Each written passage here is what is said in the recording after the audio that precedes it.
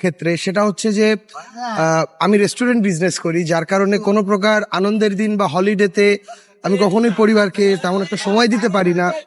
যার কারণে হচ্ছে না হয় ওকে বাসায় থাকতে হয় একা, না হলে যদি ওর কোনো বন্ধু ফাঁকা থাকে তাহলে ও বন্ধুদের সাথে ঘোরে।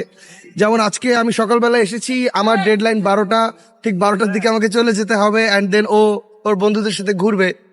তো এই আফসোসটা আমার থেকে যায় যে আমি পুরোটা দিন এনজয় করতে পারি না। বাট একদিক থেকে মনে হয় যে হ্যাঁ, কাজ করছি, ভাল লাগছে, আমার রেস্টুরেন্টে মানুষজন আসছে, খাচ্ছে, এটাই আনন্দ। নতুন বছরে নতুন সঙ্গীকে নিয়ে 6 মাস, যেহেতু এবারই প্রথম পয়লা বৈশাখ একসঙ্গে উদযাপন করছেন, কেমন অনুভূতি একটু যদি বলেন। খুবই ভালো অনুভূতি হচ্ছে, এবং স্পেশালি আমি আগেও বলেছিলাম যে এবার আমি আমার ওয়াইফকে নিয়ে এই ভিড়ে এসেও আমার যে পরিমাণে সেফ ফিল হয়েছে, এটা একবারেই মানে অ্যামেজিং। সকল যারা এখানে পাহারায় ছিল তাদের সবাইকে অনেক থ্যাংক ইউ, কারণ প্রত্যেকটা মহিলার সেফটি, পুরুষ সবার সেফটি যেভাবে করে মেনটেন করা হয়েছে, that was amazing, that was amazing. আপুর সঙ্গে সম্পর্ক, জি, এই বিষয়টি যে বলেন, মানে শেয়ার করেন যদি। আমার ওয়াইফ মেডিকেলে পড়ছে, অ্যান্ড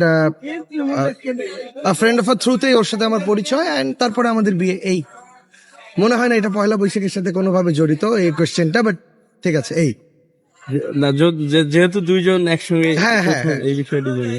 আপু, আপনি কিছু বলবেন ভাইয়ের জন্য, আপনার অনুভূতি, ভাইয়ের এক ফ্রেমে যেহেতু আছেন। এই তো নতুন বছরটা ভালো কাটুক আমাদের, এই অনুভূতি। এই দুজনে নতুন বছর ভালো একসঙ্গে শুভ কাটুক। নববর্ষ। শুভ শুভ নববর্ষ। নববর্ষ। ধন্যবাদ।